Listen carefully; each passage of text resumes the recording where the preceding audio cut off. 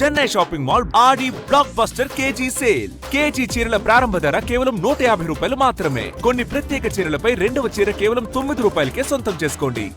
అవినీతి అధికారులపై నజర్ పెట్టిన ఏసీబీ వరుస దాడులతో కొరడా జులిపిస్తోంది. తాజాగా రెడ్కో డివిజనల్ ఇంజనీర్ ముత్యం వెంకటరమణ ఇల్లు, కార్యాలయాల్లో సోదాలు చేసి భారీగా అక్రమాస్తులను గుర్తించింది. గతంలో లంచం కేసులో పట్టుబడిన సదరు అధికారి తీరు మార్చుకోకపోగా అక్రమ ఆస్తుల సామ్రాజ్యాన్ని మరింత విస్తరించాడు. సోదాల్లో కళ్లు చెదిరేలా ఆస్తులు వెలుగు చూశాయి.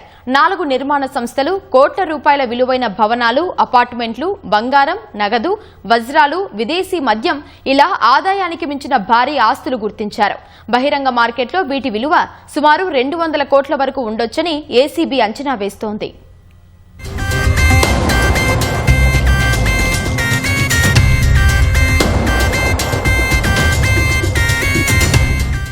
అవినీతి నిరోధక శాఖకు మరో అవినీతి అధికారి చిక్కారు. తెలంగాణ పునరుత్పాదక ఇంధన వనరుల అభివృద్ది సంస్థ డివిజనల్ ఇంజనీర్ గా పనిచేస్తున్న ముత్యం వెంకటరమణ ఆదాయానికి మించిన ఆస్తుల కేసులో అరెస్టయ్యారు. వెంకటరమణ నివాసం, కార్యాలయంతో పాటు మరో 7 ప్రాంతాల్లో ఏకకాలంలో నిర్వహించిన తనిఖీల్లో భారీగా అక్రమాస్తులను అనిశా గుర్తించింది.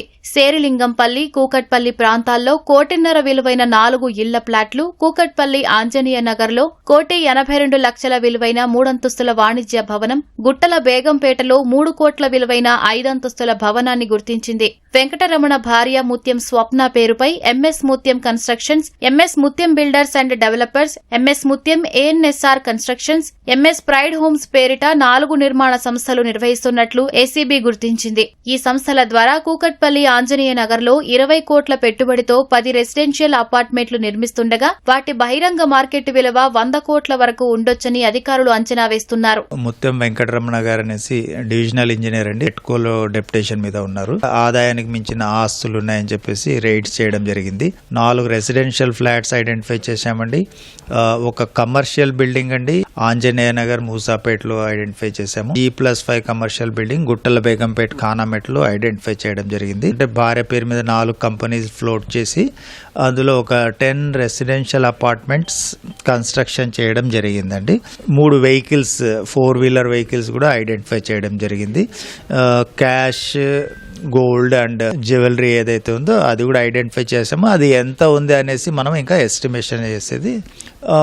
మనకు విదేశీ మద్యం కూడా అరౌండ్ 18 to 20 బాటిల్స్ ఐడెంటిఫై చేసామండి. సో అది ఎక్సైజ్ వాళ్ళకి చెప్తాము. ఇట్స్ సబ్జెక్ట్ ఆఫ్ ఎక్సైజ్ అండి, వాళ్ళు వచ్చి చూసుకుంటారు. సోదాల్లో 52,02,000 రూపాయల బ్యాంకు డిపాజిట్లు, 2 కిలోల బంగారం, 3 కార్లు, భారీ మొత్తంలో నగదు, వజ్రాలు, స్థిర చరాస్తులకు సంబంధించిన పత్రాలు లభించాయి. 2.5 లక్షల రూపాయలు విలువ చేసే 20 విదేశీ మద్యం బాటిళ్లు, 30 లక్షల విలువైన ఎలక్ట్రానిక్ గ్యాడ్జెట్లు స్వాధీనం చేసుకున్నారు. నగదు, బంగారం, వజ్రాల విలువను అంచనా వేసేందుకు సంబంధిత విభాగాల అధికారులను రంగంలోకి దింపిన ఏసీబీ మొత్తం ఆస్తుల విలువ మరింత పెరిగే అవకాశం ఉందని భావిస్తోంది. 2019లో డివిజనల్ ఇంజనీర్ గా పనిచేస్తున్న సమయంలో 25,000 రూపాయలు లంచం తీసుకుంటూ వెంకటరమణ ఏసీబీకి చిక్కారు.